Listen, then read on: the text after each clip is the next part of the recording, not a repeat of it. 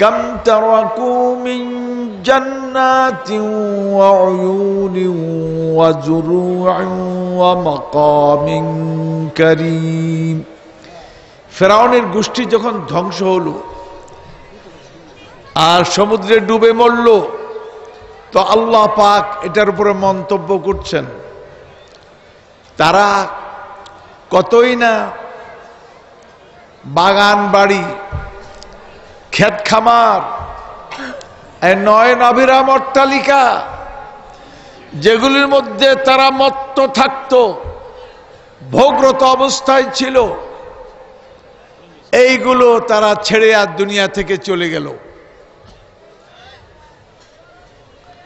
ওয়ানামাতিন কানু ফিহা ফাকিহিন। আর কত রকমের দুনিয়ার সুযোগ সুবিধা, নিয়ামত, নাচ গান, অ্যাক্টিং, কত কিছু, এই সমস্তর মধ্যে নারীদেরকে নাচাতো, তাদের সৌন্দর্য উপভোগ করত।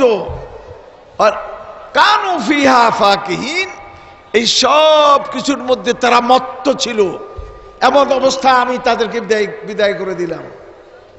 এখন আল্লাহ পাক কি বলেন শুনুন, ফামা বাকাত আলাইহিমুস সামাউ ওয়াল আরদু ওয়া মা কানু মুনযারিন। এরা দুনিয়াকে সাজিয়েছিল, এরা ডেকোরেট করেছিল,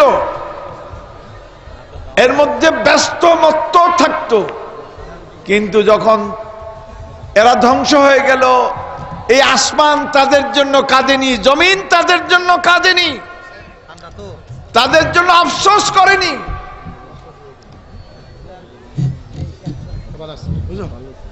ফামা বাকাত আলাইহিমুস সামাউ ওয়াল আরদ ওয়া মা কানু মুনযারিন।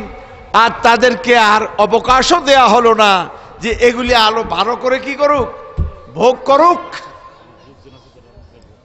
আপনারা তরজমা শুনলেন, এখানে হযরত ইবনে আব্বাস রাদিয়াল্লাহু তাআলা আনহুমা তিনি এর ব্যাখ্যা করছেন, আসমানও কাঁদে, জমিনও কাঁদে। কেমন করে কাঁদে? তিনি এখানে বলা হলো, ফেরাউনের গোষ্ঠী যখন ধ্বংস হলো, তাদের জন্য আসমানও অশ্রু বর্ষণ করলো না, জমিনও তাদের জন্য কাঁদলো না। মানে কি? মানে হলো আল্লাহর এমন সব কিছু বান্দা পৃথিবীতে থাকেন, তারা যখন দুনিয়া থেকে বিদায় নেন, তখন তাদের বিরহে জমিন কাঁদতে থাকে, আসমান কাঁদতে থাকে। জমিন কেন কাঁদে? তারা এই জমিনে আল্লাহকে সিজদা করত, এই জমিনে তারা কোরআন তেলাওয়াত করত, এই জমিনে মানুষকে আল্লাহর পথ দেখাতো, আল্লাহর প্রভুত্ব, শ্রেষ্ঠত্ব, কর্তৃত্ব, মহত্ব, সার্বভৌমত্ব উচ্চকিত করত। তারা আল্লাহর জিকিরে ব্যস্ত থাকত, এই আল্লাহর গুণগান ছিল তাদের কাজ। তারা এই যে জমিনের উপরে বসে এই কাজ করত, এই জমিন যখন তাদেরকে পায় না, তারা ওই পারে চলে গেল, তখন এই জমিন তাদের জন্য গুনগুন করে কাঁদতে থাকে। কই গেল এই নেক বান্দারা, কই গেল আল্লাহর এই বান্দারা? আবার আসমান কেন কাঁদে?